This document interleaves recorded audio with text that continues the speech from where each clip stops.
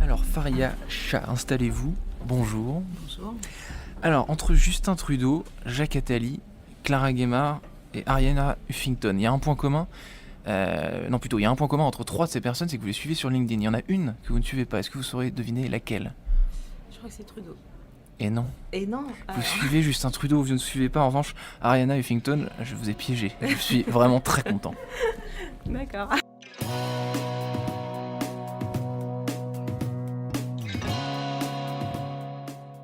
Bonjour à tous et bienvenue au Talk Dessineur du Figaro. Aujourd'hui j'accueille une abeille en or, Faria Shah, cofondatrice de Golden Bees.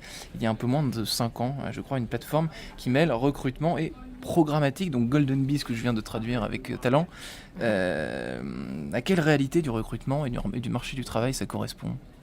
Alors, Golden Bees intervient vraiment sur le premier maillon de la chaîne de valeur du recrutement, qui est la génération de candidatures qualifiées.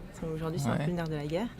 Et on a une technologie qui va permettre de diffuser des offres d'emploi de manière ciblée pour améliorer l'existant en termes de génération de CV, mais de manière plus rapide, plus efficace. Et en fait, on intervient à un moment du marché où justement il y a une certaine tension qui commence à arriver, où les entreprises ont de plus en plus de mal à aller chercher, capter, engager les candidats. Et nous, on arrive avec une solution qui permet d'aller dépasser les limites du recrutement en ligne en proposant d'aller exploiter le web comme un média de conquête et donc aller toucher tous les internautes, mais de manière intelligente. D'accord, donc de manière intelligente, donc matériellement, ça se passe comment en gros, concrètement? Comment est-ce qu'on voit, tiens, Golden Bees a fait ça, quoi? Alors, si je me comment balade ça sur se Internet, matérialise? Le côté intelligent, c'est que nous, on a la capacité d'identifier un internaute en amont, son profil professionnel grâce à la data. Et comment ça se matérialise concrètement? C'est des publicités d'emploi. Donc, les publicités auxquelles vous êtes confrontés au quotidien, ce sont exactement les mêmes, mais elles sont adaptées pour les besoins du recrutement en ligne. Donc, ce sont des offres d'emploi qui correspondent à votre profil. Donc, la notion de correspondance est super importante. Donc, c'est-à-dire que moi, en gros, si je vais sur un site, je vais sur le site des Galeries Lafayette et je regarde un produit, ensuite je le retrouve sur mon Facebook ou sur n'importe quel site, ce produit que j'ai consulté, je pourrais tout aussi bien retrouver une de vos annonces, en gros. Exactement. C'est ça? C'est le même, je caricature, mais en gros... C'est le même scénario. Alors là, vous parlez de retargeting, vous avez l'air de connaître le sujet. Il y a différentes façons de recevoir de la publicité, soit parce qu'en amont, vous avez eu un intérêt pour une entreprise, pour une marque, peu importe. Et là, donc, on va aller vous retoucher pour vous réengager. Mais vous avez aussi, on a aussi la possibilité d'aller vous prospecter, d'aller vous chercher.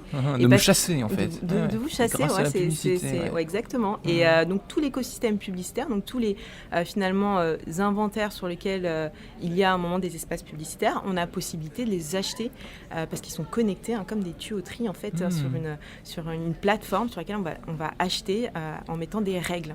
D'accord. Et donc là, vous captez l'attention d'un potentiel bon recrutement qu'une entreprise, en gros, ne parvenait pas à trouver, c'est ça? C'est l'idée? Alors, idéalement, l'idée, c'est aller capter des candidats qu'on n'arrive pas à toucher sur l'univers, les supports traditionnels de recrutement. Les job boards classiques, genre Pôle emploi, Cadre emploi, exactement. etc. Donc là, on va aller chercher ce qu'on dit des candidats en recherche ou non, donc potentiellement à l'écoute du marché.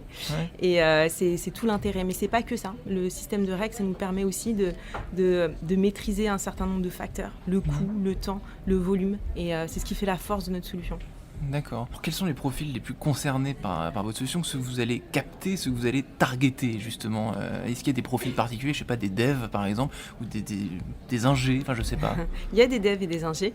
Forcément, il y a une demande de plus en plus importante de la part des entreprises.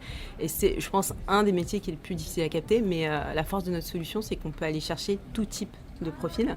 Donc, c'est pas que les hauts potentiels, les cadres ou les profils dans le digital. Il y a aussi les métiers, ce qu'on appelle terrain. Donc, aujourd'hui, des entreprises qui ont besoin de femmes de ménage, de vendeurs, techniciens, de vendeurs, etc. On peut pas forcément aller chercher sur certains supports comme LinkedIn.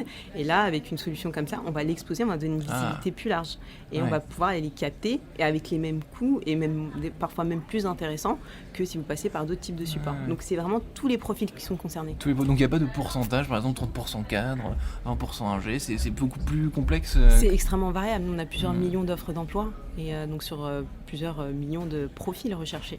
Ouais. Donc voilà, on travaille avec tout type d'entreprise. D'accord. Alors capter l'attention des candidats, ça paraît évident et très simple si on voit donc un candidat qui se balade sur son iPad ou sur l'ordi, a priori c'est très très simple de capter son attention, mais est-ce que paradoxalement ça ne l'est pas dans une certaine mesure avec tout le flux d'informations sans cesse qu'on voit? Est-ce que finalement le candidat, le profil intéressant, il est moins sensible, moins attentif quand il est sur Internet?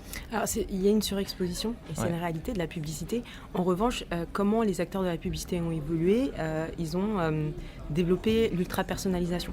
Et plus le message est personnalisé, adapté à votre profil, plus en fait il y a un niveau d'engagement qui est plus fort. Moi, je l'ai observé, parce que ça fait 10 ans que je suis dans la tech maintenant, Ouais.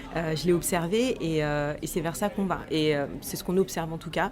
Quand c'est personnalisé et que ça vous correspond, ça capte et ça engage. Ouais, donc il y a aussi pour vous tout un volet esthétique dans une certaine mesure de l'annonce pour capter cette attention, non? En fait, il y a On deux essaie façons de faire. ouais. Ouais, je vois ce que vous voulez dire, mais en réalité, non, il ne faut pas trop être joli, parce que c'est pas ça. Justement, ça va se noyer dans la masse. Ce qu'il faut que ça soit... Parce que tout le monde essaie de faire en sorte que ce soit joli. Exactement. Il faut que Faut ça soit séduire pertinent. autrement. Ouais. Exactement. Par contre, la séduction, en amont, elle est aussi avec un scénario qu'on va mettre en place, avec Ouais. des vidéos marque employeur. Vous allez capter l'intention de la personne sur les valeurs de l'entreprise, sur les personnes qui y travaillent. Et derrière, si on voit par exemple que la personne a vu la vidéo, on saura qu'on peut lui proposer une offre d'emploi parce qu'il aura déjà détecté un intérêt particulier. Donc il y a différentes façons, c'est tout un scénario qui est mis en place, on suit le comportement de la personne et on va apporter de l'engagement à différentes étapes de son parcours. Ah oui, Voilà. donc c'est un parcours, c'est quasiment un travail de réalisateur en fait. C'est quasiment du cinéma votre affaire. Vous êtes 4 cofondateurs de Golden Bees.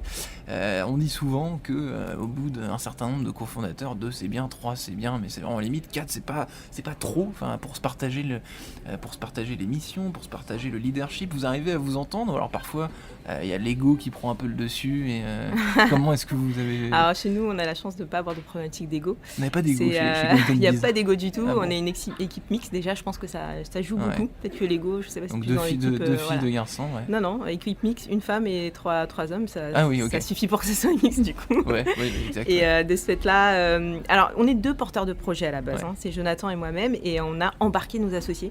Et ce qui est intéressant, c'est qu'on a des rôles hyper bien définis. Chacun est sur son métier. On a un développeur informatique qui est Sébastien, Sakeb qui est sur la partie média trading, qui va piloter toutes ses campagnes et ses scénarios. Ouais. Moi, je suis sur la partie, à la base, je gérais toute la partie finance, recrutement, je commandais le café aussi.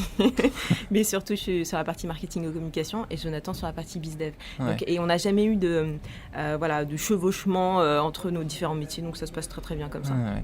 Alors, dernière question un peu prospective, le monde du recrutement, selon vous, votre vision de ce monde du recrutement que vous supervisez depuis quelques années, vous venez de le dire, comment est-ce qu'il va évoluer dans les 2, 3, 4, 5 prochaines années, si vous devez faire un peu de prospective? Ah ouais, il y a beaucoup Je vous challenge là pour terminer. d'évolutions, je pense, qui peuvent arriver et ça va aller très vite, contrairement aux années précédentes, parce qu'aujourd'hui on est doté de technologies qui sont beaucoup plus puissantes, qui vont beaucoup plus rapidement. Déjà, je pense que l'automatisation c'est clé. Dans ce sens-là, on parle du côté recruteur, mais on n'a pas forcément parlé du candidat. Ouais. Pour moi, demain, il faut que ce soit aussi simple pour un candidat de trouver un job que ça l'est pour un recruteur de trouver un candidat. Et de ce fait-là, il faut faciliter son accès, pas que à l'offre d'emploi, mais au recruteur. Et dans ce sens-là, on a développé d'ailleurs une plateforme qui s'appelle Want2Be, qui automatise la candidature sur plusieurs milliers d'offres d'emploi. La possibilité ensuite de checker où est-ce que ça a été postulé. Ah ouais, Et en fait, là, vous modifiez complètement les usages. Et pour moi, c'est ça qu'on va. Et c'est ce qu'on observe en tout cas.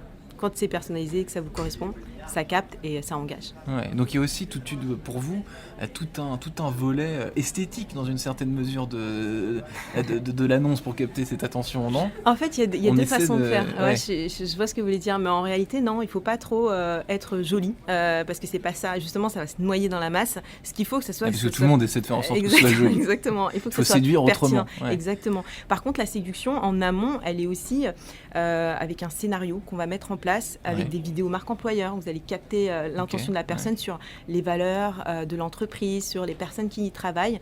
Et derrière, si on voit par exemple que la personne a vu la vidéo, on saura qu'on peut lui proposer une offre d'emploi parce qu'il aura déjà détecté un intérêt particulier. Donc il y a différentes façons,